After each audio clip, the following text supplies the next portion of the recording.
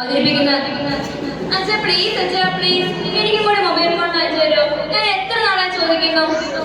ഇല്ല, എനിക്ക് വീട്ടിൽ മൊബൈൽ ഫോൺ വാങ്ങിച്ചു തന്നെ പ്രശ്നമേ ഇല്ല. അച്ഛാ എന്റെ കൂട്ടുകാർക്ക് എല്ലാം മൊബൈൽ ഫോൺ ഉണ്ടല്ലോ, എനിക്കും കൂടെ പ്ലീസ് അച്ഛാ.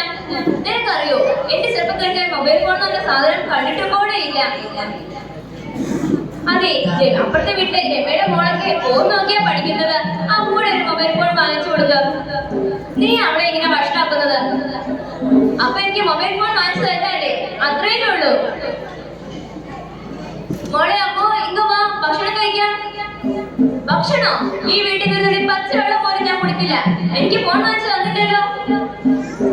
നിങ്ങളിത് കേട്ടില്ലേ? അവള് ഭക്ഷണം പോലും കഴിക്കില്ലെന്നാ പറയണേ. നമുക്ക് ഒരേ ഒരു മോളല്ലേ ഉള്ളൂ, ആക്ക് മൊബൈൽ ഫോൺ വാങ്ങിച്ചു കൊടുത്തേക്ക്. ചോ, ഇനി അതിന്റെ പേര് തിന്നാതെ കുടിക്കാതെ ഇരിക്കണ്ട. ഞാൻ മൊബൈൽ ഫോൺ വാങ്ങിച്ചു കൊടുത്തേക്കാം. മോളെ അമ്മോ ഇങ്ങ് വന്നേ, അച്ഛൻ മൊബൈൽ ഫോൺ വാങ്ങിച്ചേക്കണോ? Hi mobile phone, thank you അച്ഛാ. പിന്നെ ഇത് സൂക്ഷിച്ചൊക്കെ ഉപയോഗിച്ചോളാം. ആ അച്ഛാ, ഞാൻ സൂക്ഷിച്ചും കണ്ടൊക്കെ ഉപയോഗിച്ചോളാം. അമ്മോ ആരാ? ഞാനാണ് ഫേസ്ബുക്ക്. നിനക്ക് നിന്റെ വീഡിയോകൾ പുറത്തുള്ളവരെ അറിയിക്കാൻ കഴിയും, മറ്റുള്ളവരുടെ വീഡിയോകൾ കാണാം, ധാരാളം കൂട്ടുകാരെ കിട്ടും. ആണോ? നോക്കട്ടെ. ഇത് കൊള്ളാലോ. അമ്മോ ആരാ? ഞാനാണ് വാട്സാപ്പ്.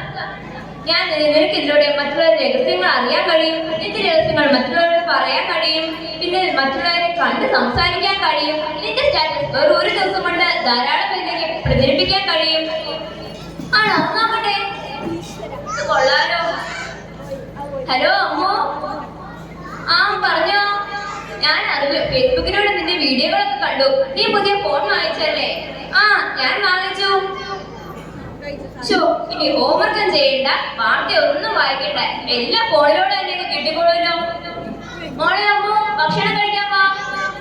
ആ അമ്മേ ഒരു സെക്കൻഡ്. മോളെ പോയി കുളിക്കാം. ഈ അമ്മേനെ കൊണ്ട് മടുത്തല്ലോ. അമ്മോ അടുത്ത ആഴ്ച പരീക്ഷയാണേ. ഞാൻ പഠിച്ചുകൊണ്ടിരിക്കുക.